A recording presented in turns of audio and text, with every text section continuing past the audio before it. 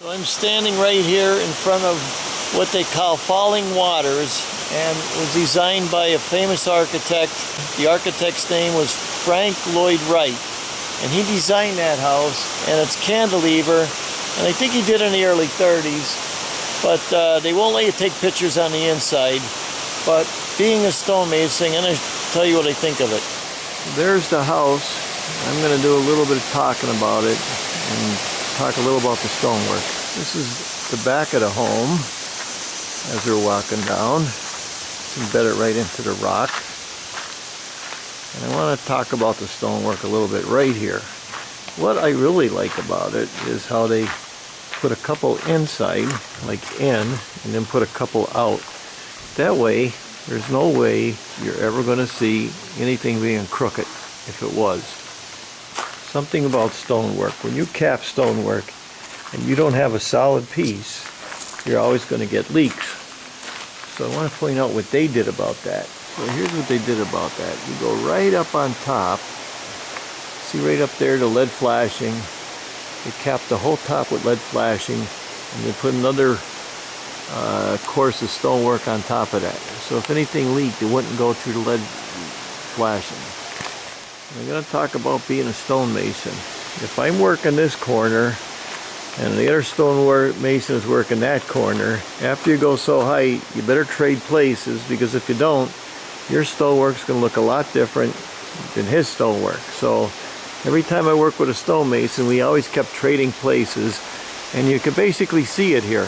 They practice that. Up here on the chimney, you can see the effervescence.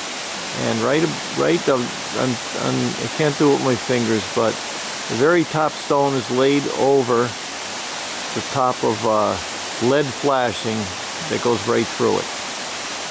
See the effervescence up there? Water gets in it. I'm going to talk a little bit about the stone they used. This is a similar stone. It's a sandstone.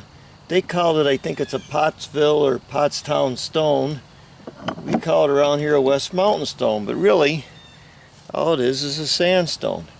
In those days, they did all their quarrying. They'd use a pitching tool. See that? It's got a real flat bottom on it, and it cuts down, straight down. That's how you get. That's how they got all that it looking the way it did, like that. That's how they got all those chips in it, just like that. That's what you call facing or dressing a stone. That's how they did that.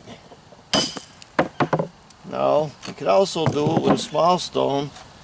You get the back of your hammer like this. See that? You dress the stone that way.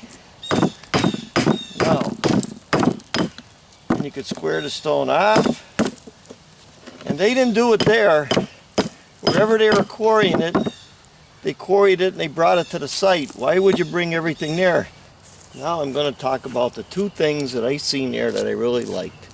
When you're building a stone wall and it's straight all the way up, you look at it, if you see something wrong, it's going to show.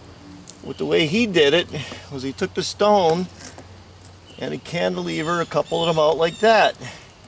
And then when he came to the top, or as he went, he moved back in, and that gave it a look of being natural. Got to give the guy credit. It just made it look good.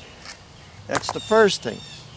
Second thing I liked what he did was when they got to the top of the chimney, or they got to the top of the wall, they got lead flashing. Now, if you go back into the old school days, lead flashing was all used in all the churches and all that other stuff. And he took the flashing and he bent it like this. And this is the last row. Just doing this for an example so you get the idea. It was lead. And then we put another cap on top, just like this.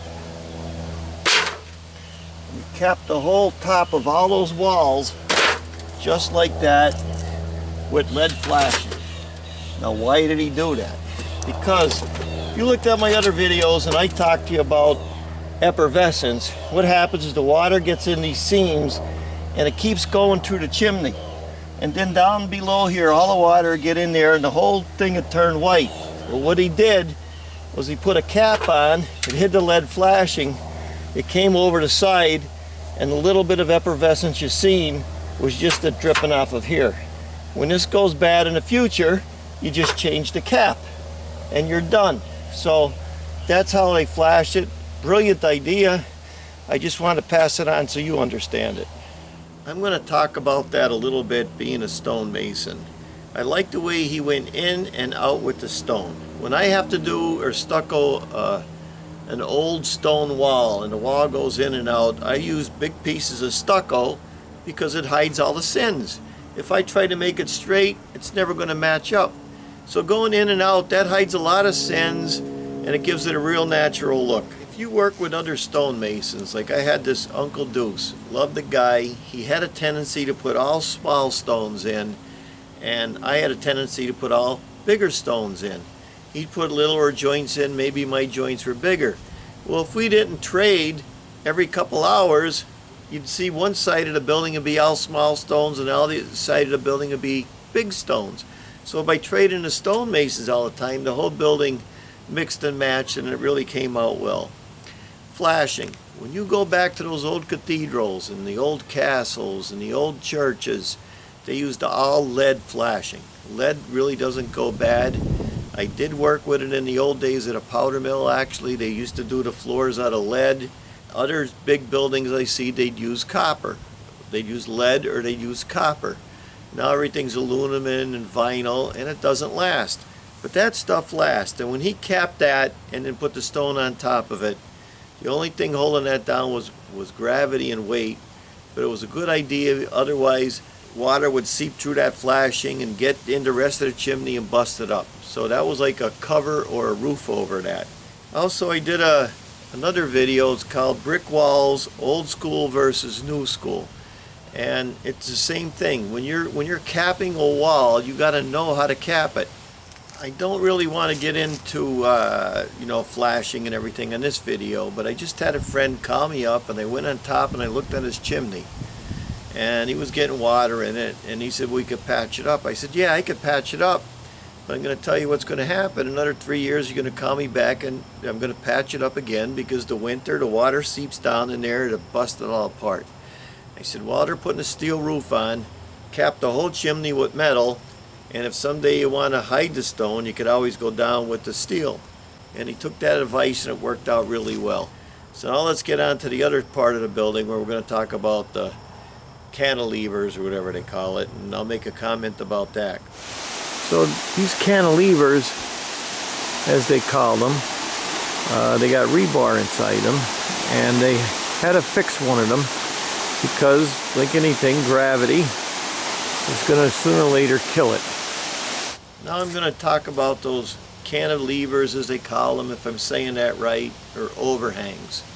I was never big into that. One time the engineer wanted to put a pier up and he wouldn't let him do it. I would never do that because I know in Pennsylvania where I live, the water seeps into concrete, and concrete is not waterproof. It accepts water and it sinks into there in the winter, it freezes, and it busts it apart. So we're going to look right now, I'm looking right now into this cantilever, this stone patio. You see how it's all busted up? They already had to replace one. If I was ever going to do a job like that, I would recommend put a roof over it. Maybe not. Maybe they want to look at the stars at night. I don't know what the deal was. But it's a very interesting site. It's very famous. I've seen some architecture students from Germany was there. I think one was there from Japan. So they really studied this guy. To me, it's like modern art. There's some really smart things. There's some things that I have never done that I think is a good idea, and there's some things I'd never do.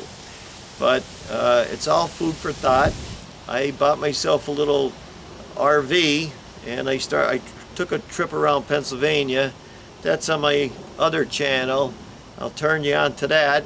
Went driving down there to see it. It was a pretty neat experience. I recommend it if you're in the building business.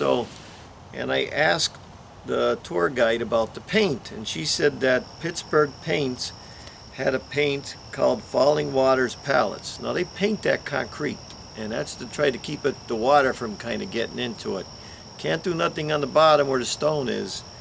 On the inside of the flagstone floors, they use Johnson wax to cover them, and they really look good. They look like a gymnasium with the stone. I guess you could see other pictures on the internet. So check out my other channel, my RV channel, and that's it. Thanks for watching. I'm Mike Haduck. Until next time.